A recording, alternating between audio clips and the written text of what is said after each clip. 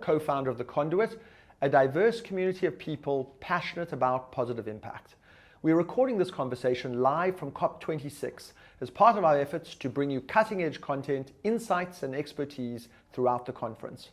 Today, I am delighted to be joined by Miguel Veiga-Pestana, Head of Corporate Affairs and the Chief Sustainability Officer at Reckitt.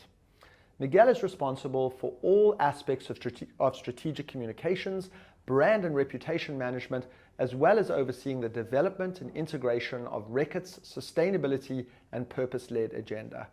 Prior to joining Reckitt, Miguel was Chief Communications Officer at the Bill and Melinda Gates Foundation and held several regional and global communications roles at Unilever, notably as the Vice President for Global Sustainability Strategy and Advocacy.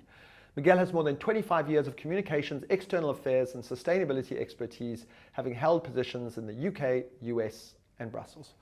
Welcome, Miguel. Wow, thank you, Paul. Thanks for the very detailed introduction. Well, you have a very detailed pedigree working on sustainability. Thank you. So I'd love to know what you're here at COP. You're obviously representing a really important global brand. Mm-hmm. Tell us what you're doing, what you've been announcing, and what have been the main milestones you've achieved so far. Yeah, happy to do that. Look, I think first and foremost, we're a strategic partner. So we're one of the 11 companies that is a strategic partner to the UK government. And for us, the thing that's been most important, we're the hygiene partner. So a hygienic and safe COP has been one of our top priorities. So for anyone who's here in Glasgow, both inside the venues themselves, the so-called blue zone and the green zone, it's really been important and of primary importance to us to keep everyone safe. So been working a lot behind the scenes to support both the UK government and the UNFCCC in how we ensure that we do that. I think the second things for us, I mean, we are a consumer health company, and a lot of our brands, you know, the Dettols and the Durexes and the brands like Strepsils or Gaviscon and things like this. These are brands that you use in order to improve people's health and well-being, and hygiene is one of those things as well. It's kind of the basis of health. And so for us, we've been trying to put the spotlight on the critical overlap between both climate change and public health. Self-evidently, the world is going to get warmer. It might only get 1.5 degrees warmer. That's the plan, that's the hope. But it certainly could be a lot warmer. If that's the case, then we know that the burden of disease will spread. We've done a piece of research that we commissioned with the London School of Tropical Hygiene and with the EcoHealth Alliance that really sort of tries to make sure that we don't lose sight of that. Been interesting to note that health was not one of the days that was picked at COP. So we've had days on different thematic areas, but health was not one of those days. So one of our sort of rallying cries, alongside lots of other organisations like the WHO and others, is to say we actually should do, the next time we get together at a COP, we should have a health lens. And just to give you some rough numbers, I mean, there's about 13 million deaths now kind of associated with environmental factors like air pollution, for example. We'll see an increase in air pollution, or infectious disease like malaria. So we know that this is going to be a critical issue. But then we also know that the healthcare sector itself, which is already under strain, is going to be more under strain. And they, as a healthcare community, have a lot of work to do to green themselves. So we're also talking about what kind of investments do we need to be making in basic healthcare provision, but also in how we green healthcare. So that's kind of a big topic for us. And our second big topic has been around consumer behaviour. I think it's interesting that the UK Climate Change Committee recently talked about the fact in one of their most recent reports that the conversations we've been having about climate change in the last decade or two have essentially been about infrastructure and technology and capital flows that are needed to shift towards creating those sort of that sort of decarbonisation and that acceleration towards the use of technology that is going to help accelerate decarbonisation. But what we also know is the next decade, if we're really going to make the progress we need to make, is also about shifting mindsets. And it's shifting behaviours. We're going to have to change our lifestyles, the way we consume, the way we use. And I think companies like ours, which are consumer facing and have many brands, which hopefully people use every single day, and we sell 20 million of them every day, we have a pretty important role to play in how we incentivize people to behave differently in a positive way, and recognize what our kind of obligations are, particularly as we sort of shift to more sort of circular economy. So the other thing we've done is we've published some research with Teneo. And that research focused in on one small, tiny example, which is that people don't necessarily understand that when they wash their hands, particularly if they're using soap, it's as efficacious to wash your hands in cold water as it is to wash them in hot. And so the idea was that we could just signal to someone that actually if you washed your hands for 20 seconds in cold water, you actually save energy, and it actually can make a small contribution to addressing climate change. So we did this as a sort of a small test of the kinds of things that we ought to be doing if we're going to really encourage people to make these shifts. So if you're going to move, I mean, we had our very first conversation was with Jeremy Oppenheim from Systemic, and one of the things he said, which echoes exactly what you said, is that a shift in consumer behavior is going to be absolutely essential to get to net zero. Some of them are the small behavioral nudges of the type that you've just pointed out, shift to cold water, hand washing, small little incremental habits spread across billions of people across a bunch of different habits can really add up. Give us some examples of the kind of circular economy stuff that you at Reckitt are thinking about that would be less wasteful, more efficient, and I'm sure you're at the forefront of sort of advancing what those might be. Look, I think everybody probably, if you were going to ask people where do they see the need for more circularity when you're talking about consumer goods, they'd probably tell you it's in packaging, or that we need to do something often about plastic. And clearly there's a big shift in how we promote the use of more recyclable packaging, more reusable packaging, and that I think is going to be one of the areas that we all need to start thinking about, because that requires us almost to create a completely reverse logistics supply chain at a global level, because essentially we are, it's about things, and historically you've had a linear way of getting things into people's hands. Now you have to find a way of getting things back into the cycle of production. So it's kind of almost like completely a reverse logistics system that we're having to create. Alongside that, I think there's lots of examples of what you need to do to help people be able to do that, to make that choice, because there's still an element in all of this of people wanting you to take responsibility on their behalf. So how you green your supply chains, how can you actually, for example, ensure that you're thinking about the biodiversity impacts of your value chain? What is it you're doing to ensure that you're addressing the livelihood issues in the value chain? Because so much of the environmental degradation that we're talking about is often connected to the livelihoods of those communities, and how you can create jobs and incomes that don't make that the only choice that people have. So these are really complex issues that sit in your upstream supply chains and value chains. And what people are looking for from us is you need to be addressing that, because that's part of circularity. Circularity isn't just at the end. It's the entire value chain. It's everything from the beginning, from the choice of what you're using, where it's coming from, and the conditions under which it's produced, to how you manufacture. So that's about greening our production, our factories, and how we use renewables in our factories. And pretty much, we have renewable energy right across all our sites in the UK, in Europe, in India. It's how do we sort of deliver that across the entire footprint of our business. But then it's downstream. It's how do you make green transportation systems, distribution. People actually increasingly want convenience. One of these, what we call omni-channel, you want it at different points in the day at a given moment. And we, for example, we sell Durex condoms. And one of the things we're doing at the moment is, we can deliver you a Durex condom within 10 minutes of you asking for it. Well, there's a whole value chain there that you have to create, but you also ultimately have to green. So this is kind of where I think most companies are trying to sort of find the roadmaps, kind of find their way through this. And in some ways, it's where the opportunities are, but also where some of the big challenges sit.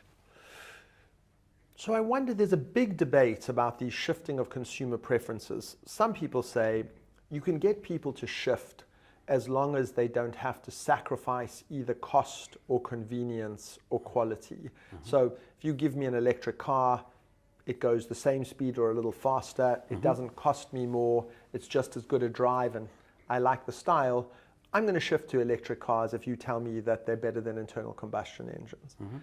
But if you tell me I have to travel less or not take an overseas holiday because aviation is 6 to 8% of global emissions, depending on whose numbers you believe, then I'm going to be less inclined. Now, you're a consumer goods business, so do you think it's your mission to change consumers' preferences, even in some ways, in some circumstances that it makes things harder for them, or do you think it's your mission to give them better, greener products at the same competitive price, knowing that there's a kind of climate or philosophical tension in being able to have your cake and eat it in both of those choices? Yeah. Well, look, I would argue that some of the things, a lot of the brands and products we sell actually have a positive impact on people. If you're selling someone a product that improves their health and well-being, or if it's a condom, actually reduces the risk of a sexually transmitted disease or the spread of HIV, which can be incredibly debilitating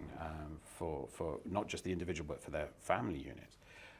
This is a net positive contribution in its own right. So actually selling more Durex condoms is potentially, I would argue, is intrinsically a good. So you have a conversation about what the role of a product you sell is and the net benefit it provides. Clearly, though, what you have to then think about is how do you make that product more sustainable in terms of the materials that you're using, the packaging that you're using, the way in which you can get, you can start to close that circle. So there are opportunities and there are responsibilities that come with that, and that's looking at that, how you get that balance and strike the right balance is ultimately what we're trying to do.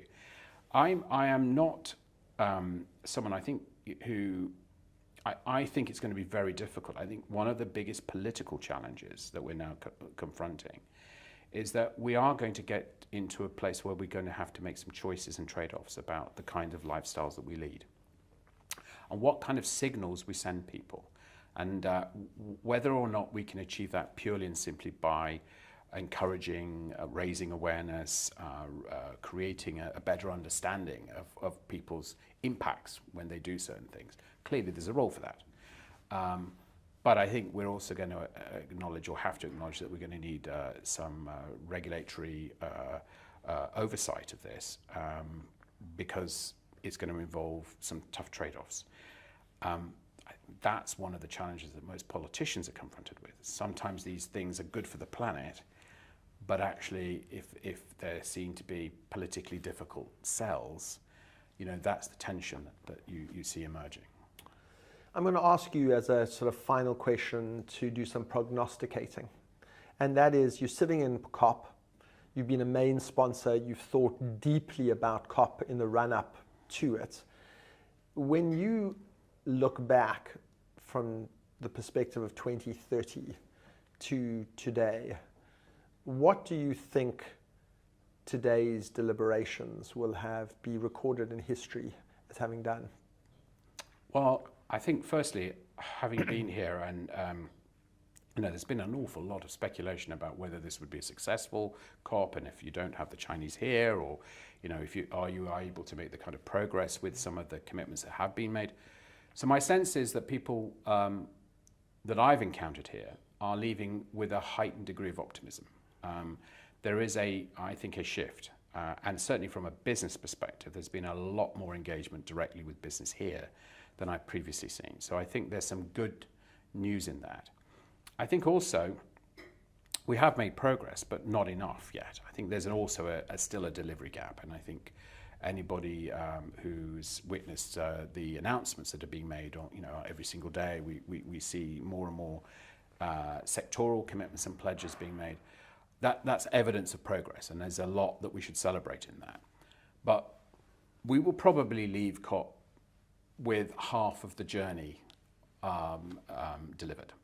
So I think it means we know we're going to have to keep coming back, and we have to drive the momentum inside business has to be part of that, driving that accelerator, driving the momentum that's necessary year on year. So for me, COP is a good start. It will certainly kickstart more action. That's my firm belief. But there's certainly more that we're going to have to do.